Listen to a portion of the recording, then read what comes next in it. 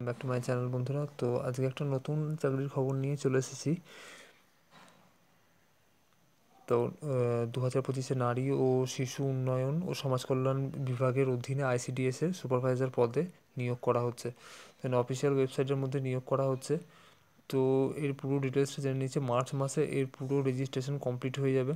তার আগেই আপনারা নিজেদের নাম তালিকাভুক্ত করে নেবেন।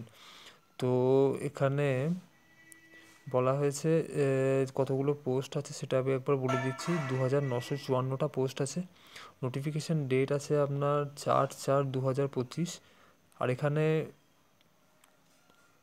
কোন কোন কাস্টের কতগুলো সংরক্ষণ আছে সেগুলো একবার বলে দিচ্ছি। অসংরক্ষিত বিভাগ মানে জেনারেল বিভাগদের জন্য 1475টা, এসসিদের জন্য 650টা, এসটিদের জন্য 178টা, ওবিসি এ ক্যাটাগরিদের জন্য 296টা, ওবিসি বি ক্যাটাগরিদের জন্য 207টা, আর ফিজিক্যাল হ্যান্ডিক্যাপদের জন্য 89টা, আর স্পোর্টসম্যানদের জন্য স্পোর্টস কোটার জন্য আপনার 59টা। এখানে টোটাল ভ্যাকেন্সি আছে।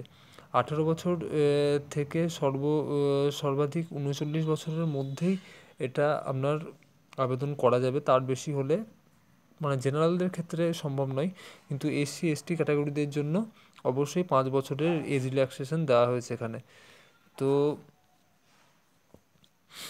সমস্ত গ্রাম পঞ্চায়েতের অধীনেই এলাকাধীন যেসবই বাসিন্দারা রয়েছেন তারা নিজে নিজে গ্রাম পঞ্চায়েতের এলাকাতে একবার খোঁজ নেবেন। ওখানেও ফর্ম পাওয়া যাবে বা অনলাইনেও আপনারা টোটাল যা ভ্যাকেন্সি আছে সেটা আপনারা জানতে পেরে যাবেন। তো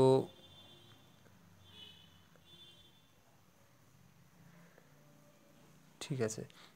আর এর জন্য একজন প্রার্থীকে অবশ্যই ভারতীয় নাগরিক হতে হবে। মহিলা প্রার্থীরা এখানে এটার জন্য যোগ্য। বেশ, ঠিক আছে।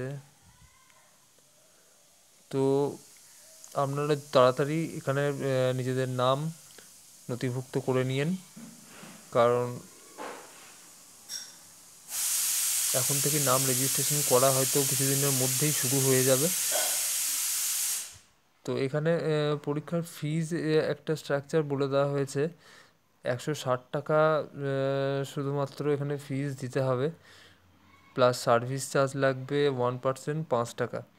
আচ্ছা।